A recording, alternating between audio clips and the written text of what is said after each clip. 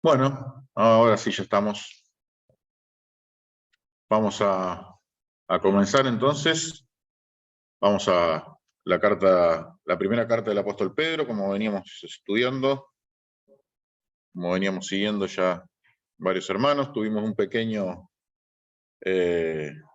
una pequeña interrupción el miércoles pasado, ya que Fabián era quien iba a tomar, estaba enfermo, entonces, bueno, hubo un reemplazo. No había tiempo para seguir el tema de la carta, así que bueno, hubo otro mensaje. Pero bueno, ya retomamos con Primera Pedro, en este caso el capítulo 3. ¿Sí? Vamos a arrancar el capítulo 3. Los primeros 7 versículos es la idea, donde dice: asimismo vosotras mujeres estad sujetas a vuestros maridos, para que también los que no creen a la palabra sean ganados sin palabra por la conducta de sus esposas, considerando vuestra conducta casta y respetuosa. Vuestro atavío no sea el externo de peinados ostentosos, de adornos de oro o de vestidos lujosos, sino el interno, el del corazón, en el incorruptible ornato de un espíritu afable y apacible, que es de grande estima delante de Dios. Porque así también se ataviaban en otro tiempo aquellas santas mujeres que esperaban en Dios, estando sujetas a sus maridos, como Sara obedecía a Abraham, llamándole Señor, de lo cual vosotras habéis venido a ser hijas, si hacéis el bien sin tener ninguna amenaza. Vosotros maridos igualmente vivid con ella sabiamente, dando honor a la mujer como a vaso más frágil y como a coherederas de la gracia de la vida, para que vuestras oraciones no tengan estorbo. Bien. Interesante pasaje, ¿sí? Estábamos viendo cómo de distintas maneras se manifiesta el obrar de Dios en la vida de las personas, ¿sí?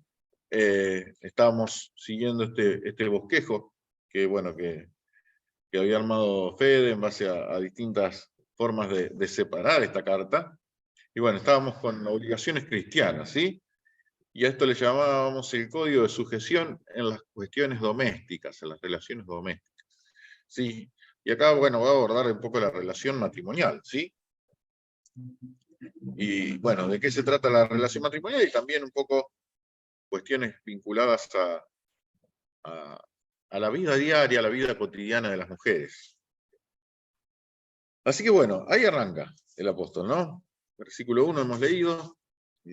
Repite un consejo donde se ve en el libro de Efesios, en el libro de Colosenses, pero que tiene a lo mejor está dicho de una manera escueta, pero que tiene un significado muy profundo, ¿sí?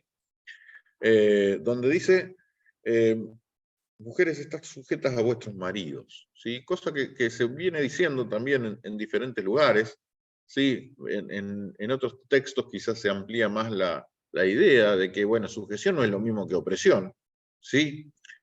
Sino que tiene que ver con distintos roles que Dios ha asignado en base a la diferencia que existe entre mujeres y hombres, ¿sí? En diferencias en distintos sentidos, porque Dios nos hizo diferentes, ¿sí?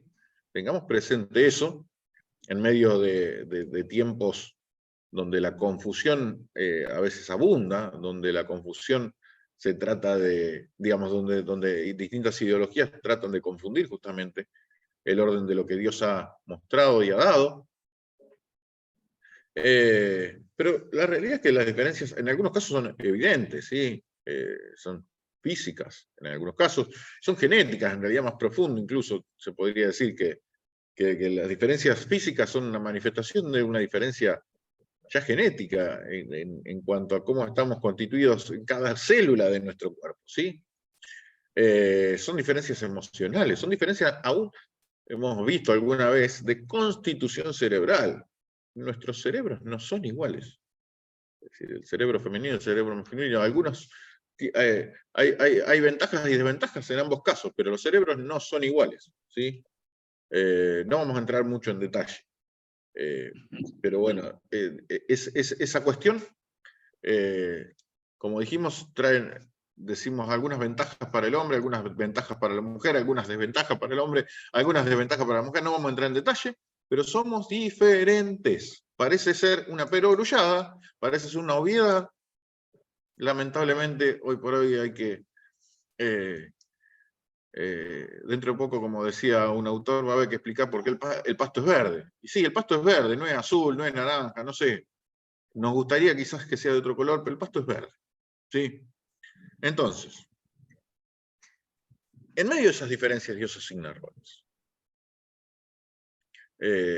Y en esos roles dice, bueno, mujeres estén sujetas a vuestros maridos. El libro de Efesios da una idea interesante.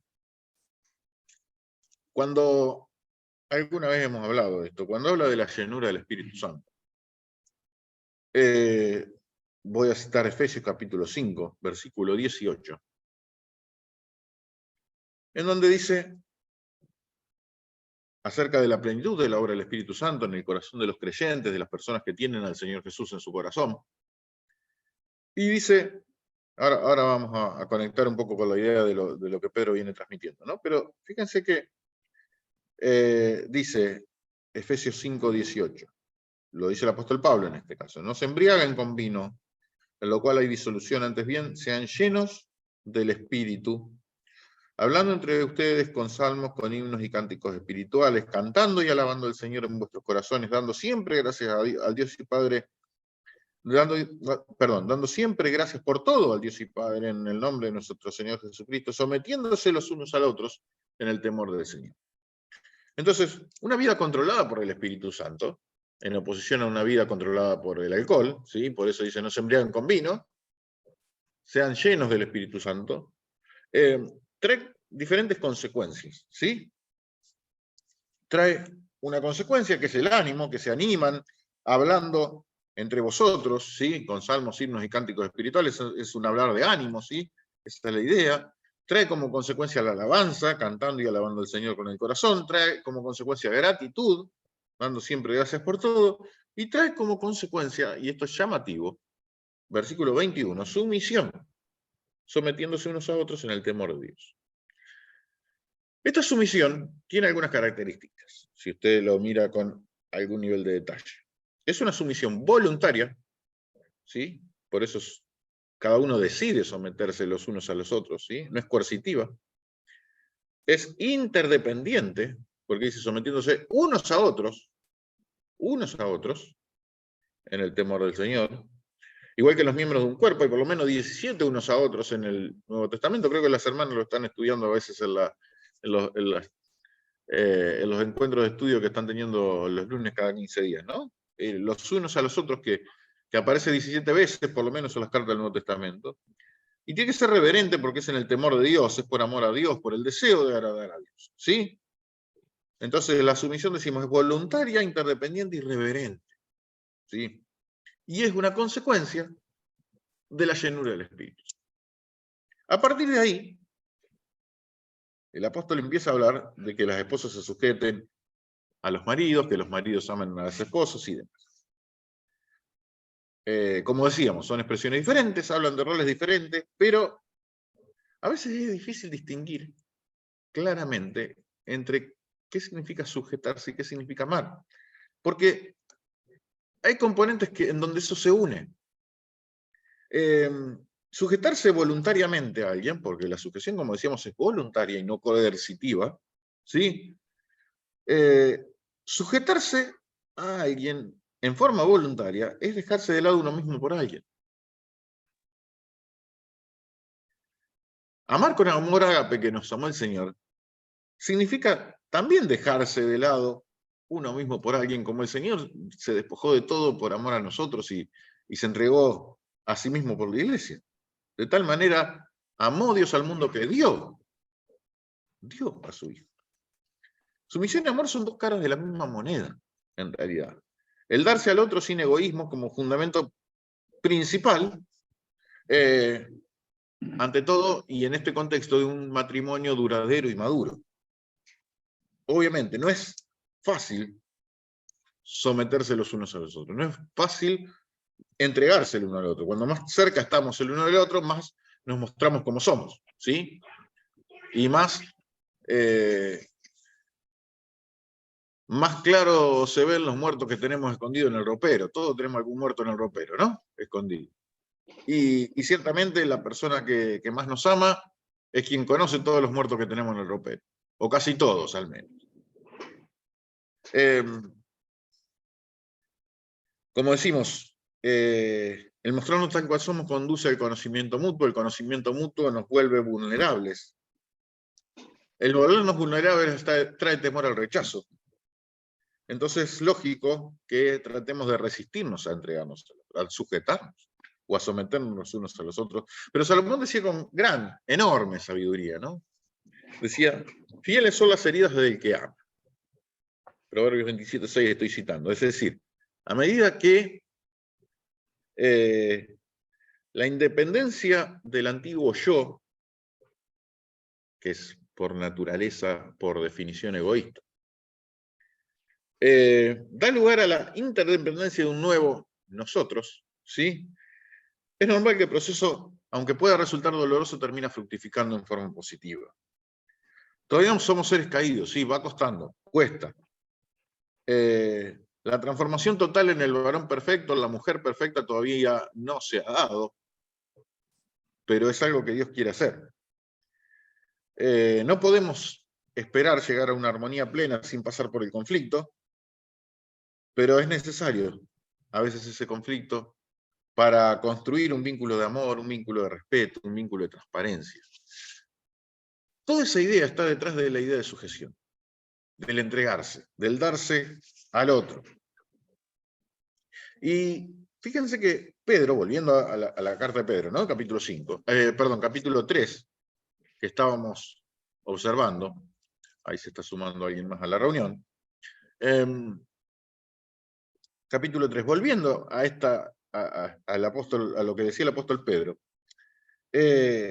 y teniendo esta idea en la cabeza de lo que significa la sumisión, la sujeción, de lo que significa el entregarse al otro, el darse al otro, es que surge este gran ejemplo, enorme ejemplo que Pedro relata acá, de una mujer que ha llegado al Señor, ya casada, que no tuvo la aventura de que su esposo también haya llegado al Señor, su esposo no es del Señor todavía, caso que se daba en innumerable cantidad de veces y se sigue dando un montón de veces también. Y dice, bueno, asimismo vosotras mujeres estad sujetas a vuestros maridos, para que también los que no creen a la palabra sean ganados sin palabras por la conducta de sus esposas, considerando vuestra conducta casta y respetuosa, es decir, vuestra conducta pura, libre de toda mezcla. Esa es la idea de casta, ¿sí? La palabra casta es también la misma expresión cuando se dice que en Filipenses 4:8, ¿no? Que pensemos en todo lo puro, ¿sí? Todo lo honesto, todo lo de buen nombre, pero habla de pureza, de algo que está libre de contaminación, ¿sí? Considerando vuestra conducta casta, vuestra conducta respetuosa, ¿sí? Una conducta que incluso esa expresión respetuosa a veces se usa para hablar del temor, del miedo, incluso también se usa, pero el contexto habla de otra cosa, ¿sí? De un respeto, sí, un temor de cometer errores, un temor de herir, ¿sí? A eso se refiere en este contexto. Y dice, esa conducta de esa mujer, que ha sido salvada por el Señor, que se sujeta al marido, como veíamos en el libro de Efesios, cuya sujeción es consecuencia de la llenura del Espíritu Santo, está transmitiendo un mensaje sin palabras que es enormemente poderoso. Es muy fuerte el mensaje que está transmitiendo y dice, bueno, hay maridos que son ganados o serán ganados considerando todo ese enorme ejemplo que da en este contexto la mujer en el hogar. George Mueller comentaba una historia de algo que sucedió en Alemania en algún momento, que había un hombre que no era del Señor, la mujer sí, caso como el que menciona Pedro aquí, el hombre salía todas las noches, iba a la taberna a emborracharse, volvía generalmente borracho, y la mujer siempre lo esperaba, de una forma amable, de una forma pasible, a veces hasta le decía la comida, A veces lo tenía que acostar en la cama porque el tipo estaba doblado y no podía ni siquiera acomodarse y prepararse para dormir. Y cuenta que un día este hombre había salido también a la taberna, y en la taberna, mientras tomaba con los amigotes que tenía, empieza a contar que su esposa, dice, siempre lo esperaba. Y lo esperaba aún con la cena. Y dice, si vamos ahora seguramente nos hace la cena para todos. No, no puede ser, decía el otro. Y entonces fueron a la casa. Y sí, estaba efectivamente la señora esperándolo. Amablemente, sin reproches, sin nada para reprochar y para decir, les empezó a preparar la cena a todos. Y cuando los amigotes empezaron a ver lo que la mujer hacía, se empezaron hasta a enojar con el hombre, para decirles que verdaderamente eran ellos, este hombre no estaba respetando a la mujer y no estaba siguiendo el ejemplo que la mujer le daba, y abandonaron ese lugar.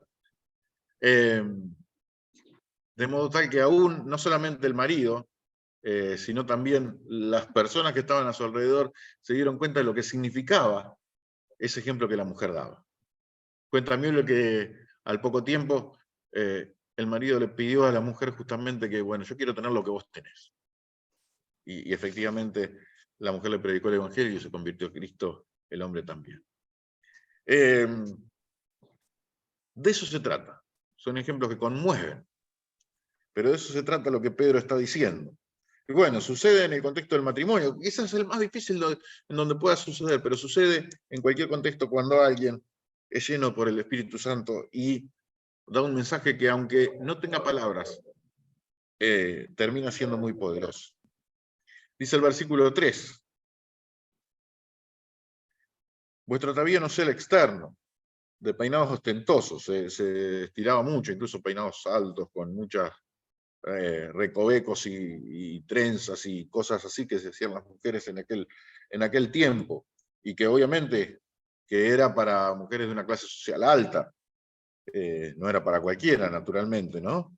O de adornos de oro, vestidos lujosos, ¿sí? O de cuestiones que tengan que ver con la ostentación. Dice Pedro, eviten toda clase de ostentación. Evítenla. Ya sea con cuestiones que tengan que ver con el adorno, con los peinados, con los vestidos, pero eviten la ostentación. Las mujeres será en ese caso que Pedro menciona acá, bueno, por estas cuestiones, ¿no? Los peinados, los vestidos, los ornamentos, los adornos, las joyas. El hombre podrá ser por el último auto o por alguna otra cuestión, pero evita la ostentación, evita la jactancia, dice Pedro acá. Entonces, dice el versículo 4, preocúpense de la vestimenta interna, del atavío del corazón. Dice, en el incorruptible ornato de un espíritu afable y apacible, que es de grande estima delante de Dios. Nada como un corazón transformado, nada como ello. Como nos reflejaba el ejemplo de la mujer que menciona antes, como la mujer del borracho que iba a la taberna que contaba Müller. Nada como un corazón transformado, afable, manso, gentil, esa es la idea, o apacible, que tiene tranquilidad, que tiene quietud interior, que no reprocha, que no sale con los tapones de punta.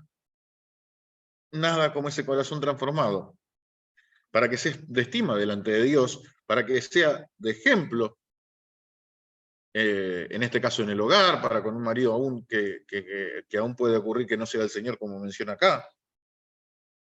Nada como ello, es lo que dice el apóstol Pedro. Y da un ejemplo de mujeres del pasado, ¿no? Que dice, porque así también se ataviaban en otro tiempo aquellas santas mujeres que esperaban en Dios. Hay un ejemplo de mujeres del pasado, claro, esperaban en Dios, tenían en Dios su confianza, tenían en alta estima lo que Dios decía. Obviamente no era el tiempo que vivimos ahora, donde el Espíritu Santo está presente en todos los creyentes, pero algo de eso había en esas mujeres que esperaban en Dios y, consecuencia de ello, se sujetaban a los maridos. Como decimos, en este tiempo, en este Nuevo Testamento que tenemos hoy, la sujeción no solamente de la esposa al marido, sino la sujeción, el sometimiento mutuo, es una consecuencia de la obra del Espíritu Santo, de la llenura del Espíritu Santo. Y bueno, como estas mujeres esperaban en Dios, terminaban por consecuencia sujetándose a sus maridos, respetando el rol que Dios les había dado en su creación, ¿no? Y da un ejemplo particular, que es el de Sara. Sara, la esposa de Abraham, versículo 6. Como Sara obedecía a Abraham llamándole Señor, de la cual vosotras habéis venido a ser hijas, si hacéis bien, sin temer ninguna amenaza. Y fíjense lo que menciona, ¿no? Y Sara ciertamente, hay una ocasión, si ustedes leen Génesis capítulo 18, donde Sara lo menciona a Abraham como Señor, pero lo menciona para sus adentros, ¿sí? Estaban angustiados Sara y Abraham porque habían vivido muchos años, ya tenían 100 años y no tenían hijos, y vienen los ángeles a avisarle a Abraham que iba a ser papá. Una locura. Y estaba ahí teniendo esa charla Abraham con los ángeles, Génesis 18 estoy citando, y claro, y Sara estaba ahí escuchando ahí atrás de la tienda, ¿sí? Vivían en tiendas, vivían en carpas, no había paredes, así que era fácil de andar chusmeando ahí a ver qué se estaba hablando y qué se decía. Y ahí estaba, y cuando Sara escucha, dice, se empezó a reír.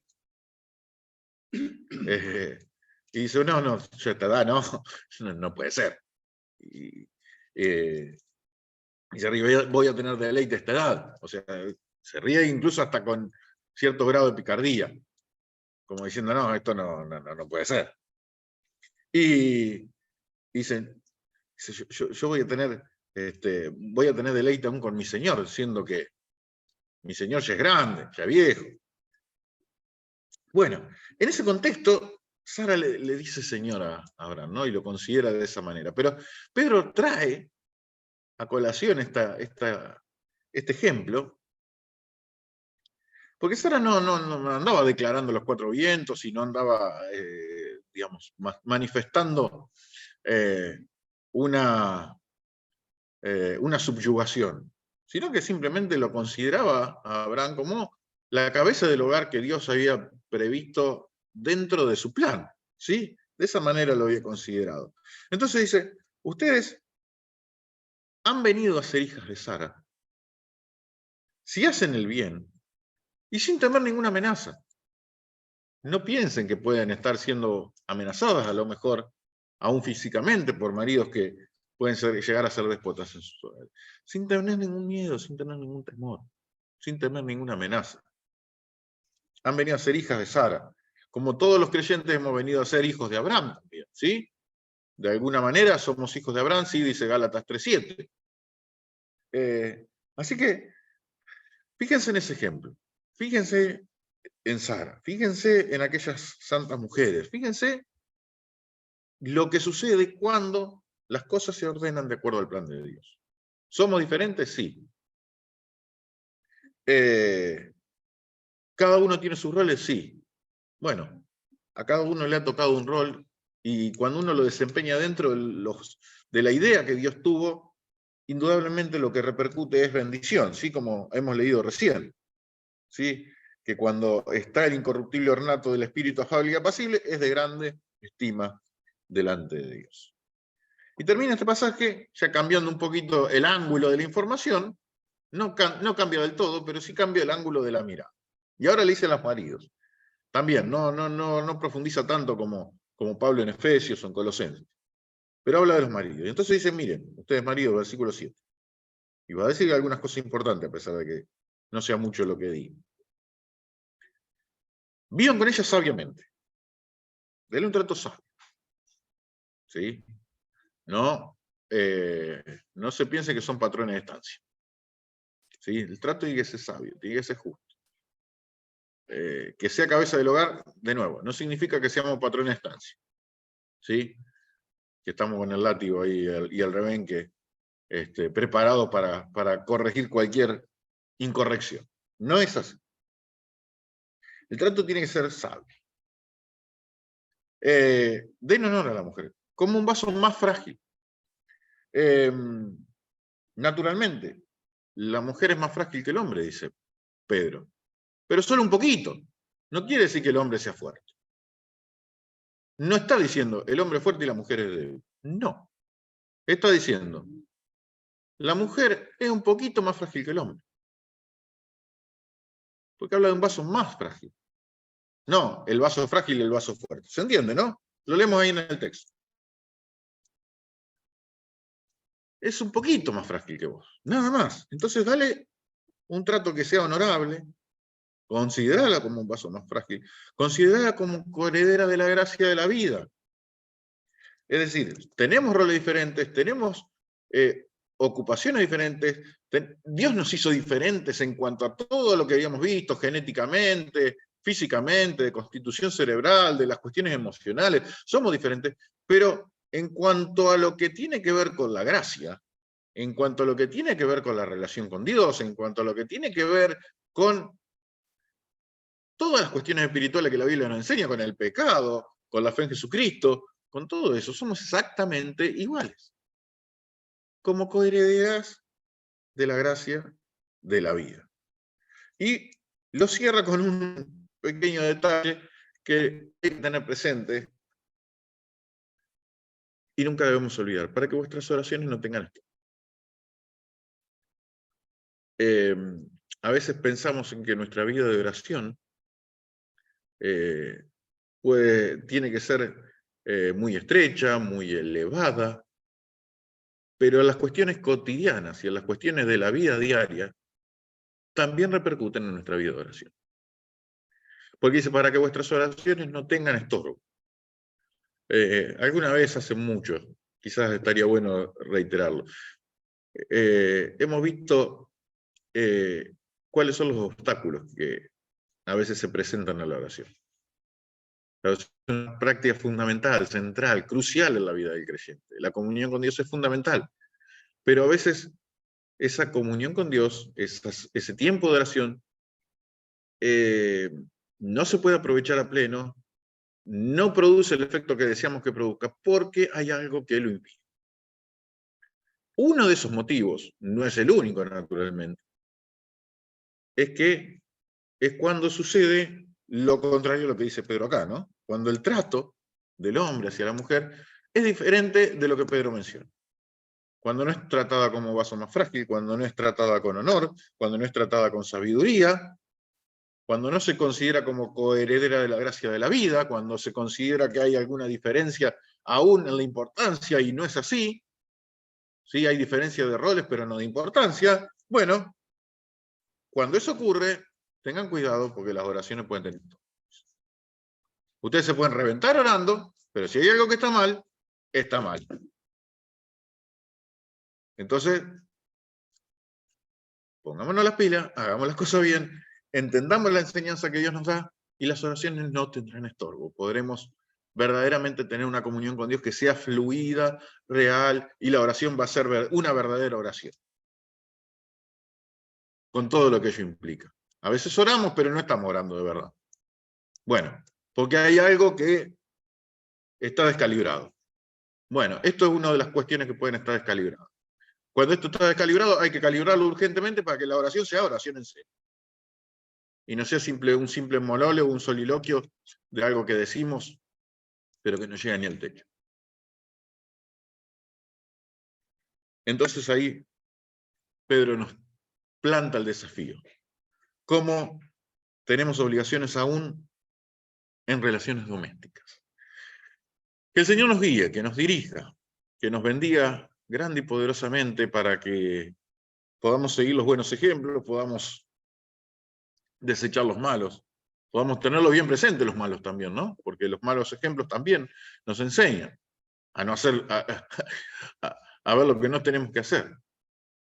Que el Señor nos guíe para que haya hogares firmes, hogares sólidos, hogares fuertes, en donde la palabra del Señor tenga el protagonismo central, en donde verdaderamente tanto esposos como esposas podamos disfrutar de todo lo grande que Dios creó.